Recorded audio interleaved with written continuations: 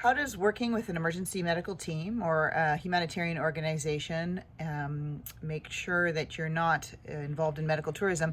First of all, I should explain that medical tourism is really a thing of the past. It is not recommended, and that was really demonstrated after the earthquake in Haiti in 2010, when we saw over 3,000 organizations deploy teams into the country after the earthquake to respond.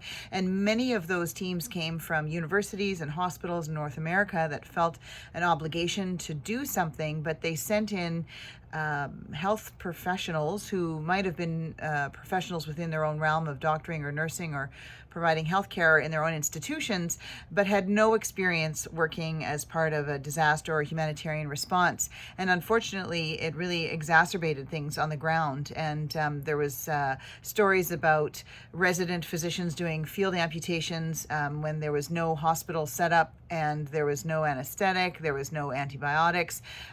We had plane loads of people arriving, clogging up the runway when there was only really one runway that was usable, and so the CF-18s that were being sent in with heavy equipment to help with road rebuilding and to repair damaged infrastructure couldn't land, and so on and so on. So after that, the World Health Organization, along with the Interagency Standing Committee of the UN, put out a statement saying that no more would there be medical tourism allowed, and that people who were part of an emergency health response had to be part of a vetted emergency medical team.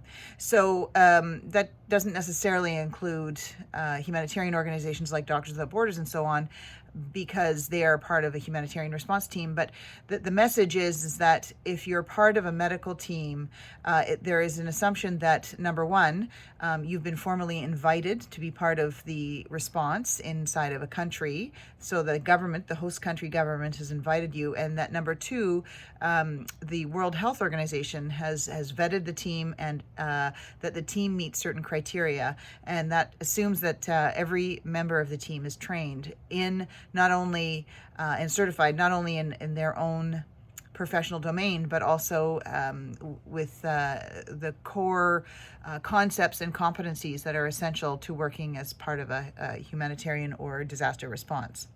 So the difference between the two is quite marked. I mean, medical tourism is about people who say they want to help. They're individuals. They go into a place not necessarily as part of an organization or a group, and they kind of try and fit in. Their credentials could be questionable, their motivations are not maybe clear, and they can not only make a situation worse, but they can also get themselves into trouble.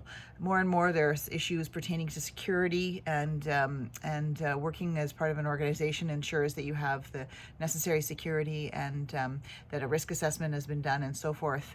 So working as part of a team means that you've been trained, you've met certain criteria, you know how to work as part of a team, and you have your job duties and descriptions, so that you're going into a situation and you know what you need to do, you're prepared, you have the equipment, and you have the know-how and the competencies to execute the job. And it ensures efficiency, it ensures that a program is delivered on the ground that meets the needs of the population, and that you're working within a bigger coordinated structure that is usually coordinated by a UN agency or another group that's appointed in that role. So it's a big difference, and nowadays, if you do want to work in that kind of capacity, I would encourage you to get the training through Red Cross, Humanitarian U, Disaster Ready. There's many online options, and then once you're with an organization, usually they do some sort of onboarding training. Good luck.